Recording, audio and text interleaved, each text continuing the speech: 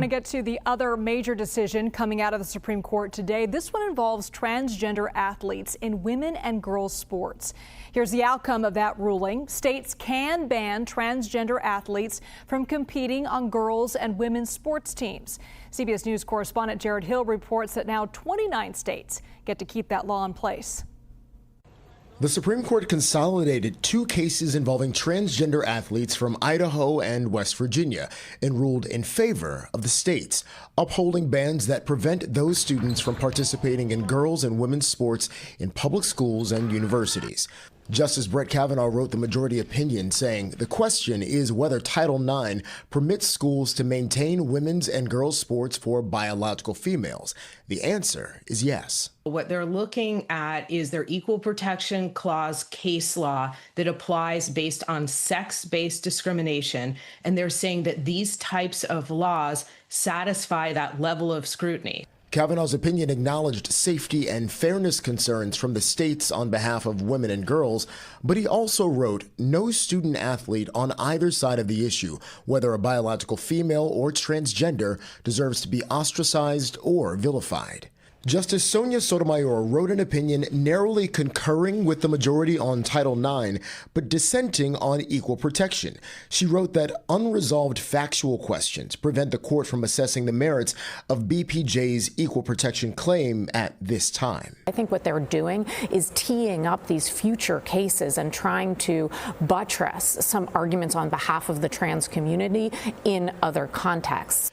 Tuesday's ruling leaves in place laws and policies in 29 states in what has become a cultural flashpoint. Jared Hill, CBS News. I want to bring in Jennifer Sey. She is a former U.S. gymnast who now runs the company XXXY Athletics, which supports banning transgender women from competing in women's sports. Jennifer, this was a victory for your organization, but there are still states that allowed transgender women to compete in women's sports. Do you think this is a policy that should ultimately be left up to the states?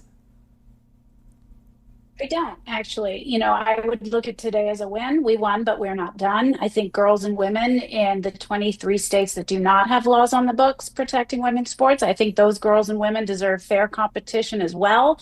Fair competition should not depend on your zip code. But as a matter of practicality, if you're a really good athlete, you're going to compete across state lines, in which case we no longer have fairness. Once again, you may be an athlete that qualifies for the state team in Tennessee, and you have to go up against a girls team in California that fields a boy. What do we do in that situation? So as a matter of practicality, it doesn't work. And as a matter of fairness, it doesn't work. And I will personally keep fighting until women and girls in every state have fair and safe competition.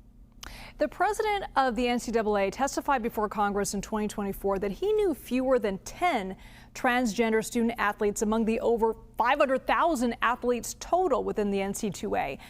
Now, according to him, transgender women make up only a very small fraction of female athletes. Why was this cause so important to you to take on and for it to make it all the way to the Supreme Court? Look, everything I am, I owe to my athletic career. Everything I learned about perseverance and discipline and learning mastery.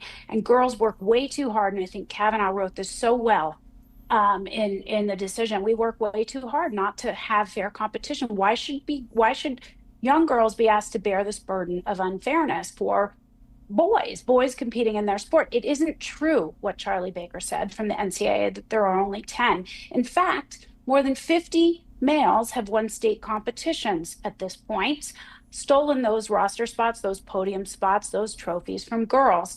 It's not right. We wouldn't accept one athlete on performance-enhancing drugs, would we? I don't think we would. We would never say it's just one. That would be unfair on its face. And the same is true here. It's not a small number, and it impacts every single girl that competes. I want to get your response to this statement from the lawyers of a transgender student athletes. And they say, quote, this ruling is deeply harmful for transgender women and girls who only ask for the ability to participate in sports with their peers. And that countless studies have demonstrated that a myriad of benefits that come with participation in team sports. Now, one population, transgender youth and collegians, are targeted for specific and baseless discrimination. I'm curious your thoughts on that response there. I don't believe there is any discrimination. Nobody is banned from competing in sports. Bodies compete in sports, not identities. If you have a male body, you can compete in boys or men's sports or on co-ed teams. There are open categories. Those are open to those male athletes who believe themselves to be girls or women. No one is banned. This idea that anyone is banned from sports, what this does is it provides fair and safe competition for girls, and I think girls matter too. One last question. How do you propose this be enforced? Much like they do for performance-enhancing drugs, do you think that there should be gender testing? I don't think that's realistic at the middle school or high school level. I think a doctor's note will do. Jennifer Sey, thanks so much.